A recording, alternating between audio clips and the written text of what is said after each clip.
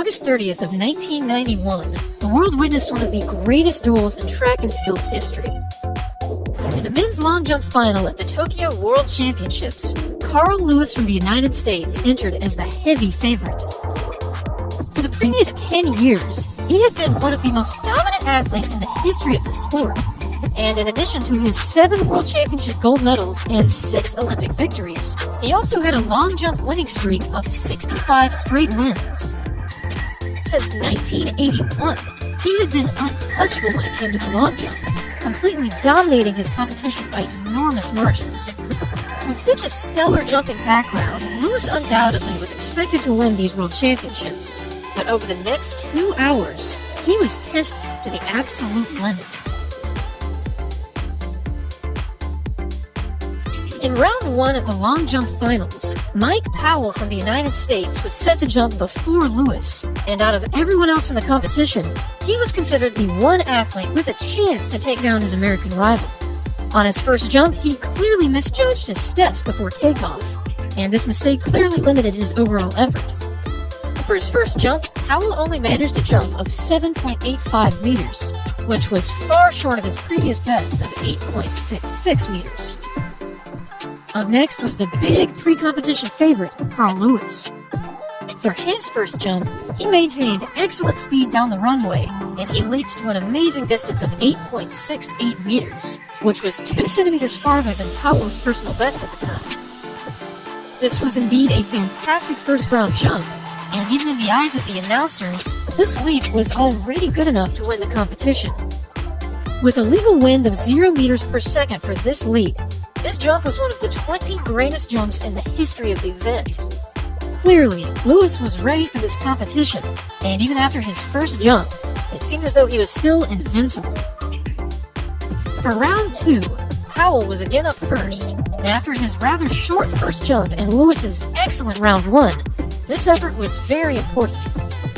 With solid speed down the runway, he clearly jumped farther than his first round effort, but with another race on the track, it was difficult to see exactly how far he jumped. After a few minutes of waiting, it was announced that Powell had jumped a distance of 8.54 meters, and even though this was still a decent distance behind Lewis, he had asserted himself as a real competitor. Up next was Lewis, who was intensely staring down the runway as he frequently did.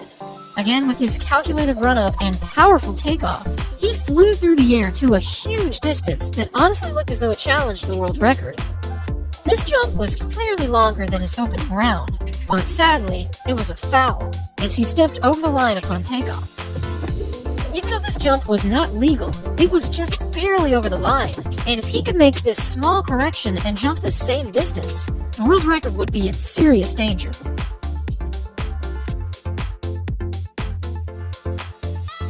For round 3, Powell was clearly ready to make improvements. Again, with great speed down the runway, he again took off much better than round 1. But for this jump, the height simply was not there. And upon seeing how far he jumped, he immediately knew that this was not enough. Still, this jump was 8.29 meters, but it still was far away from taking down Lewis. Now it was Lewis's turn. After a solid first round jump and a very big second round foul, he had his eyes set on greatness, and for round 3, he delivered one of the longest jumps of all time.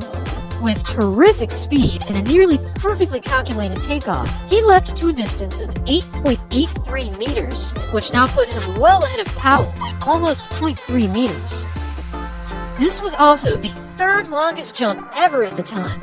However, the wind reading was 2.3 meters per second, which was just over the allowable limit of 2.0. Still, this put Lewis in the gold medal position by an enormous margin, and at this point in the competition, it seemed almost impossible for anyone else to catch him.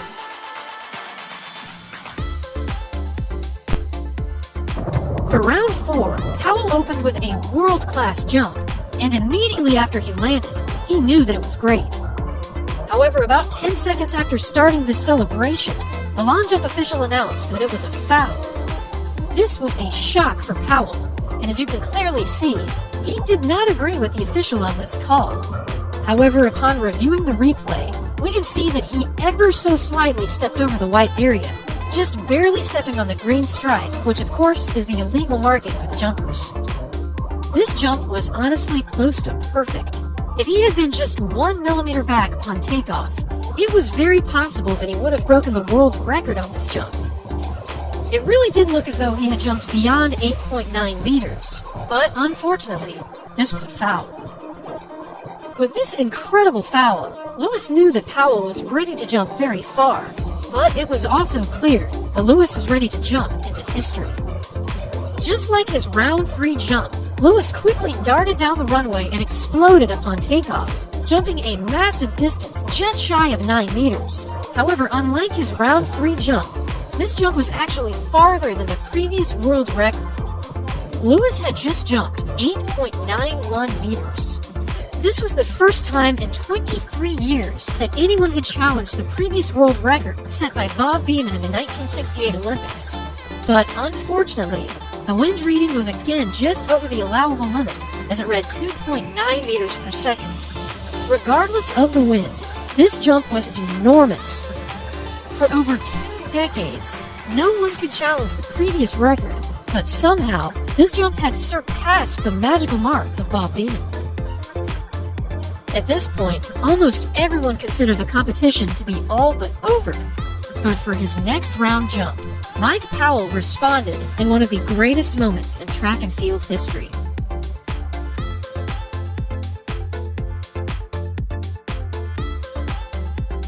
Just after watching Carl Lewis jump 8.91 meters, Powell soared into the history books with a new world record of 8.95 meters. Amazingly, the wind reading for this jump was only 0.3 meters per second, which meant that this jump was the single greatest long jump of all time. Understandably, Lewis was in shock. For the previous 10 years, he had been completely untouchable, and even though he had just become the first person to ever jump over 8.9 meters, he was only able to enjoy this moment for a few minutes. This leap from Mike Powell was simply unreal.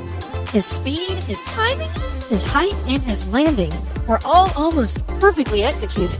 But managing this incredible leap just after Lewis jumped 8.91 meters was truly legendary. This jump shook the entire stadium, and now with 2 final jumps remaining, the big question was, could Carl Lewis surpass this new world record? For his next attempt, Lewis again soared to a distance close to 9 meters, and even though it looked as though it could challenge Powell's new world record, it fell just short at 8.87 meters. This jump from Lewis was actually quite incredible, because he had just jumped 8.87 meters into a headwind as the wind reading was negative 0.2 meters per second. If Lewis somehow had a tailwind for this 5th round jump, it's quite possible that he could have tied Powell's world record. However, he still had to settle for 2nd place. For this final round, the pressure was through the roof. At this point, Powell was sitting in 1st place with a new world record, and for his final round, he again jumped an incredible distance. However, upon review, it was in fact a foul, so his earlier jump of 8.95 meters was now the mark to beat. Now it was Lewis's final jump in this already amazing competition, and for this final moment, if he wanted to continue this undefeated stretch, he would have to jump farther than anyone else in history. Again, with intense focus and incredible speed, Lewis made one final jump to break this world record. This jump was again close to the 9-meter mark. However, it fell just short of Mike Powell, as it measured 8.84 meters. This was clearly one of the most unbelievable competitions of all time, and it was certainly one of the most riveting and unbelievable moments in long jump history. For 2 straight hours, the world saw some of the greatest long jumps that anyone had ever seen, and in round 5 of this competition, the world record was set, and to this day, nobody has ever challenged this unbelievable leap.